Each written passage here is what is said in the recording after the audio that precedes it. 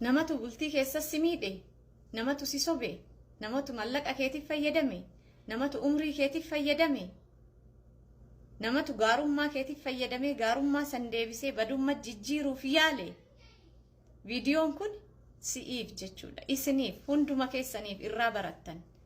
Namni hedduun keessaan anin hedduu miidhamee jira jaalalaan bultii keessatti jedhanii namoonni hedduun keessaan kana qunnaman hedduutu jira. Hadhaan tana fayyuu keessan dhageettan jechuudha. Fayyuu guddaa dhageettan.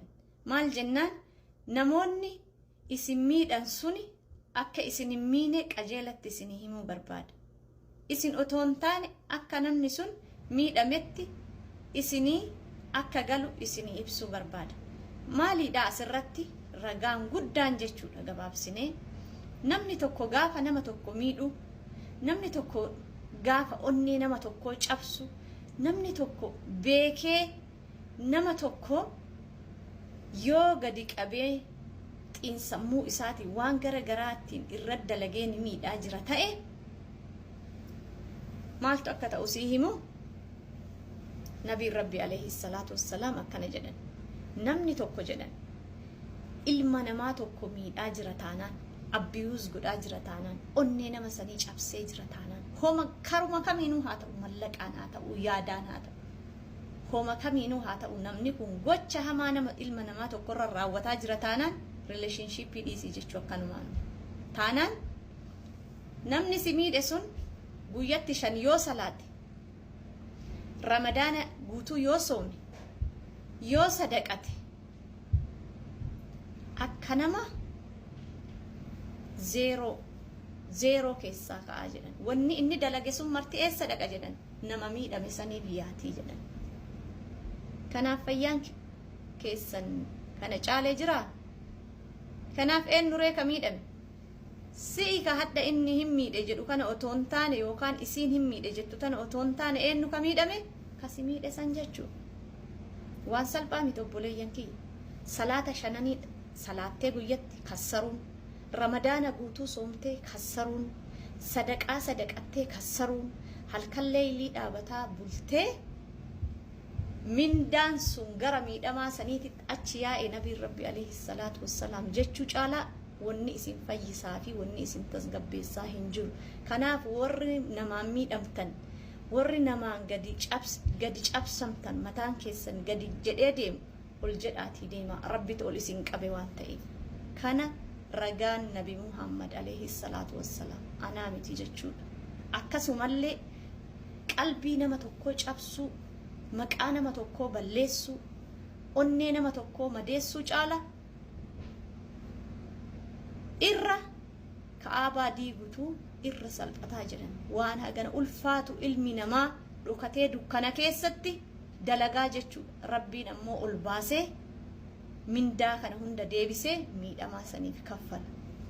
Miidhamtoota koo Rabbiin isin waliin jira inshaa Allah ta'ala. Nu hunda waliin jirra. Guyyaa tokkos yoo ta'e namni kamiinuu jireenya isaa keessa chaalenjii wayii ta'e isa mudatee jira. Namni miidhetu jira. Waan ta'eef miidhaan kan kee mindaa hagana ga'u siif yaa'aa jira. Wanti inni kee dalagataa jira jedhee dalagu hundi siif yaa'aa jirti. Gammadi siin jedha. Assalaamu alaykum warahmatullahi wabarakatuh. Viidiyoo nama si miidhee jedhee hojjedhe kanarratti hedduun keessan paartituu nu hojjedhe qorsaa jettanii jirtanii jechuudha. Kunooti. Namni tokko si miidhee guyyaa takka imimmaan si boossisee imimmaan keessan fuutee Rabbitti ol facaafteerta yoo ta'e wanni ati beekuu qabdu imimmaan sun gad deebi'ee akka bakakkaatitti yeroo gabaabduu san keessatti yeroo ammaa wanni wayiin turtu beeki nama waasirra hojjete gubbaa sanii gad deebi'ee akka bakakkaatiin nama san akka dha'u ufitti warri miidhamtan tokko kan ati nama san otoo hin miidhin hamtuu takka otoo irratti hin dalagin shira takka otoo irratti hin xaxin shira karaa maleedhaan si xaxeera yoo ta'e karaa inni bahuuf karaa isiin baatuuf karaa inni deemu irratti akka namni shira isa xaxu karaa irra dhaabatee isa eegu karaa inni deemu mara irratti karaa isiin deemtu mara irratti hin dagatin warra miidhamtaniif viidiyoon kun by the way. Yoo inni otoo dhugaan jaalattu onnee tee keessa si dhiitee si madeessee si biraa deemee jiraate san daran caalatti nama san ka onnee isaa madeessuu bira darbee onnee isaa keessa sibiilaa waraanu akka rabbi itti fidu otoo hin turin jechuudha. Akkuma si dhiisee deemeen sanu akkuma si dhiisee akkuma si miidhee akkuma si gatee deeme saniin ka onnee isaa sibiilaa waraanu rabbi akka itti fidu sirritti uf amansiisi ufittiin yaa warra miidhamne jettan viidiyoo san irratti dhugaa I feel so bad baay'ee nan dhagahame. Namni lafarra deemu marti waan miidhame fakkaata. Mee komentii san jala seenaa laala. Namni hundi ka booyu, namni hundi ka miidhame, namni hundi ka rabbitti himatu jechuudha. Kanaaf warri nama miitan isin miitanii ilaaltan malee tokkoffaa miidhama isin caale hin jiru. Ammallee caalatti warra isin miitan san caalaa wanti isin miidhu akka karaa gubbaa dhaabatee otoo hin du'in otoo hin turin yeroo gabaabduu keessatti akka isin dhaqqabu ufin himtanii deemuun baay'ee barbaachisaadha jechuudha. Nama tokkotu jira. Shamara takka jaalatee boochisee miidhee booda maal jedhaa shamarri guuttee deemeetiin jaaladhaa deemeetiin fuudhaa jedha. Yaa dhugaadha shamarri guutuudha garuu ammoo tasit dhuftu akkamii akka taate beektaa? Dajjaalii guddaa rabbi si erga jechuudha. Dajjaalii guddaa yeroo san gubattee hubamtee laalattee ciincoftee yoo deebitee immoo waan dabarsite san yaadattu edaa maaltu isii fide takkasitti si gubdu san miskiintitti ati dura miitee biraa deemte san tuyyuu imimmaan isii rabbitti ol booyaa jira. Eegasii maal taataree duuba deebitee isii barbaaddee dhiifama gaafachuudhaaf yoo faana deemtu isii argachuu hin dandeettu jechuudha. Silaa dura ture yeroo isiin imimmaan boottu san imimmaan isii san rabbitti ol himattu san dhiifama gaafachuu sirra ture. Hadha garuu eenyu ka booyu si'i jechuudha. Cinqii isii san hunda caalaa cinqaa biraa baadhatee ka jiraatu si'i ka nama miitee deemte san jechuudha. Kaati miitee deemte sun garuu cinqaan ati miite sunis dabare ishiinis yookaan innis si dagate jireenya gammachuu jiraataa jiran. Atiin miitee deemte sun garuu jireenya kee guutuu laalataa addunyaa tana gubbaa jiraatta jechuudha. Jaalalaan otoo waliin argin, bultiin otoo waliin argin, otoo qaanqeen si gubduu gara akiraa deemta jechuudha. Achitti illee gaafa achi geette hoo waansi eeggatu atuu beekta.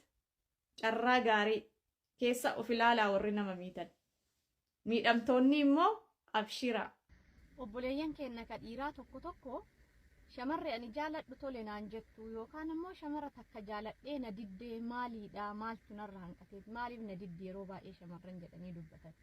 Waatu hafe waan hafe wayiitu jira. Poointii sanniin isinii himuu barbaadaa jechuudha na dhageeffadha. Tokkoffaa shamara gaafa jalqaba jaalattu guyyaa jalqabaa gaafa argite si jaaladheen jedhini. Kunis saayikoolojii shamaraati. Daftee akka isin sirraa dheessitu taasisaanii jechuudha. Si jaaladhee irra waan biraa himiif ni bareeddaa amalli kee namatti tolaa yookaan immootu akkaataan deemsa keetii akkaataa haasaa keetii waa'ee amala isii irra waan sitti himiif. Okay? Kunini akka waan kan kee yaadaa suutaan dhihaattu isii taasisaa jechuudha. Jalqabarra yoo si jaaladha jetteen garuu sirraa duuba deemsa. Saayikoolojii shamaraatumaa godhuun hin danda'amu. Lammaffaa shamara giiftii kenniif. Nasi qara jaalattellee akka caalas si jaalattu taasisa jechuudha. Shamaraa kennaa kennuun. Ka dura sin jaalannellee jaalala qabsiisa. Giiftiin kennaan jaalala keessatti waan guddaa qaba. Kana jechuun shamarri takka waa kennanii fi feetii yookaan faayidaa wayii sirraa feetii odoon ta'an saayikoolojii jaalalaati.